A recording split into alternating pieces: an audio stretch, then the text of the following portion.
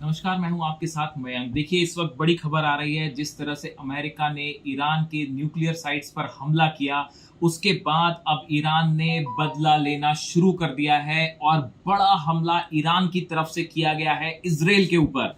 देखिए, ऐसा ऐसा बताया जा रहा है कि 100 से ज्यादा मिसाइल्स जो है, सैकड़ों मिसाइल्स ईरान की तरफ से फायर कर दी गई हैं इजराइल के ऊपर। जहां जिन इस हमले में तेल अवीव में बहुत बड़ी तबाही हुई है। कई मिसाइल्स तेल अवीव में बिल्डिंग्स पर गिरी हैं। कई इंपॉर्टेंट मिलिट्री इंस्टॉलेशंस हैं इजराइल के जो तबाह हो गए हैं। इसके अलावा यरूशलेम के आसमान में आप देख सकते हैं, तस्वीरें बाहर आ रही हैं। एक साथ कई मिसाइल्स जो है वो ट्रेवल करते हुए दिखाई दे रही हैं। इसके बाद हाइफा में भी बड़ा हमला हुआ है ईरान की तरफ से। यानी आप देखिए, जो हमला जिस तरह से अमेरिका ने किया, उसके बाद तेल अवीव, यरूशलेम, हाइफा, यहां पे ईरान की तरफ से जबरदस्त मिसाइलों की बरसात कर दी गई है। इसी के साथ ईरान की सेना की तरफ से बड़ा दावा किया गया है कि जो नेस जियोना है इजराइल का, यहाँ पे बायो वेपन प्लांट है इजरायली सेना का, इसको मिसाइल हमले में पूरी तरह से तबाह कर दिया गया है। ये जो इजरायली सेना का बायो प्लांट है, बायो वेपन प्लांट है, इसके ऊपर जो है एक मिसाइल गिरी है और बड़ी तबाही हुई है। देखिए, ये हम अभी बात कर रहे हैं उन हमलों की जो ईरान की तरफ से पलटवार किया जा रहा है। और देखिए, सबसे बड़ी बात है कि अब ईरान ने जिन मिसाइलों का इस्तेमाल किया है वो बेहद घातक और लॉन्ग रेंज मिसाइल्स हैं, जिसका अब तक इस्तेमाल नहीं हो रहा था। इसमें खुर्रम शहर 4 मिसाइल शामिल है। अब ईरान ने अपनी सबसे घातक मिसाइल से हमला शुरू कर दिया है। खुर्रम शहर 4 मिसाइल दागी गई है, खैबर मिसाइल दागी गई है और फतेह 2 भी दागी गई है। देखिए, ये कहा जा रहा था कि अब तक ईरान फतेह 1 मिसाइल का इस्तेमाल कर रहा है, लेकिन अब ऐसी खबरें आ रही हैं कि फतेह 2 मिसाइल भी ईरान की तरफ से इस्तेमाल होनी शुरू हो गई है। वैसी सेजिल मिसाइल है ये मिसाइल है, हमने देखा था ये पीछे भी 2 दिन पहले भी ईरान की तरफ से फायर की गई और अब एक बार फिर सेजिल मिसाइल से बड़ा हमला हुआ है। देखिए, जिस तरह से सुबह आज हमले हुए, कल रात को हमले हुए अमेरिका के द्वारा फोर्दो में, इस्फहान में और नतांज में, उसके बाद एक बड़ी खबर निकल के आई है वो फोर्दो के बारे में। देखिए, ये कहा जा रहा है कि ईरान की तरफ से ये कहा गया है कि फोर्दो में जो एनरिच्ड यूरेनियम था वो वहां से हटा लिया गया था। देखिए, ध्यान से समझिए इस बात को। फोर्दो में जो एनरिच्ड यूरेनियम था वो अमेरिकी हमले के पहले वहां से हटा लिया गया था।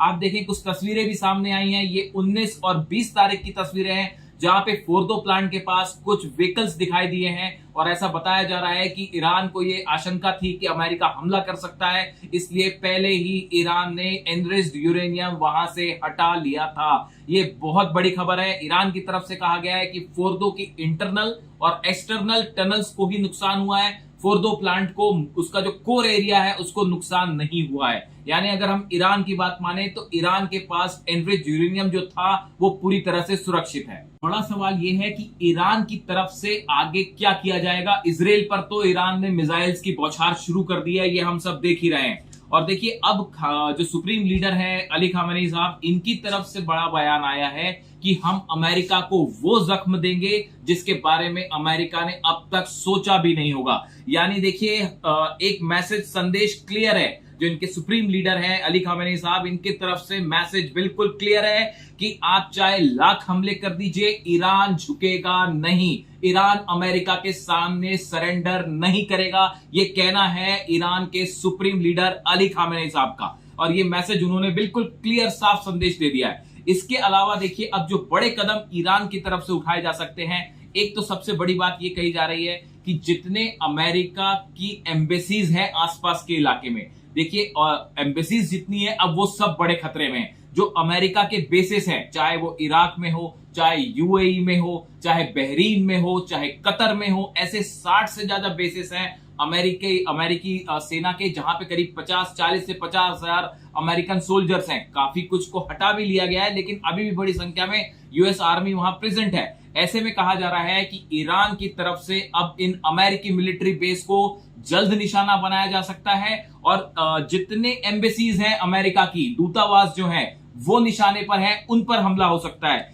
इसके साथ ही एक बड़ा ऐलान जल्दी ईरान कर सकता है, एनपीटी से बाहर आ सकता है। एनपीटी से अगर ईरान बाहर आता है तो ये एक बड़ा झटका होगा अमेरिका के लिए। इसके साथ ही ये कहा जा रहा है कि होर्मुज, जो स्ट्रेट ऑफ होर्मुज है, होर्मुज की खाड़ी है जहां से 20% पूरी दुनिया का ऑयल एक्सपोर्ट होता है, वहां से गुजरता है। इस पर ईरान बैन लगा सकता है। यहां पे ईरान का एक बड़ा सेना का जहाज ऑलरेडी वहां पहुंच चुका है, नौसेना का। तो होर्मुज को लेके ईरान की तरफ से बड़ा फैसला हो सकता है। वहीं दूसरी तरफ देखिए, अमेरिका ईरान की तरफ से कहा गया है, जैसा हमने आपको बताया कि अमेरिका के ठिकाने हम जलाकर राख कर देंगे। ये ईरान की तरफ से, ईरान की सेना की तरफ से कहा गया है। और देखिए, इस पूरे मामले के बीच में अब्बास अराक्ची जो विदेश मंत्री हैं ईरान के, उन्होंने कहा है कि अमेरिका को बेहद गंभीर परिणाम भुगतने पड़ेंगे। और इसी बीच चाइना की तरफ से एक बड़ा बयान आया है। चाइना ने कहा है कि जो इराक वाली गलती अमेरिका ने की, इराक में जो गलती की, वही गलती ईरान में कर रहा है। अगर आप सोचते हैं कि यहां पे किसी समस्या का इतनी आसानी से हल हो जाएगा या हमले करने से हल हो जाएगा, तो ऐसा बिल्कुल नहीं है। ये चाइना का कहना है कि इराक में जिस तरह से हालात हैं, अफगानिस्तान में जैसे हालात हैं, वैसी हालात फिर से बन जाएंगे ईरान में। यानी चाइना जो है वो अब खुलकर जो है वो ईरान के साथ खड़ा दिखाई दे रहा है। अब इस पूरे मामले में रूस का रुख क्या होगा, ये बहुत गौर करने वाली बात है। देखिए, रूस की तरफ से अभी तक कोई इस हमले को लेकर कोई बड़ी प्रतिक्रिया नहीं आई है। पुतिन ने कल कहा था कि अगर हमले होते हैं अमेरिका की तरफ से और न्यूक्लियर साइट्स को निशाना बनाया जाता है, तो ये बेहद खतरनाक होगा और कोई बड़ा हादसा हो सकता है। एक गौर करने वाली बात आप देखिए कि हमले हुए नतांज में, फोर्दो में, इस्फहान में, लेकिन जो बुशहर प्लांट है वहां पे अटैक नहीं हुआ है, क्योंकि बुशहर प्लांट में रूस के वैज्ञानिक भी हैं, रूस के साइंटिस्ट भी हैं, न्यूक्लियर साइंटिस्ट वहां प्रेजेंट हैं।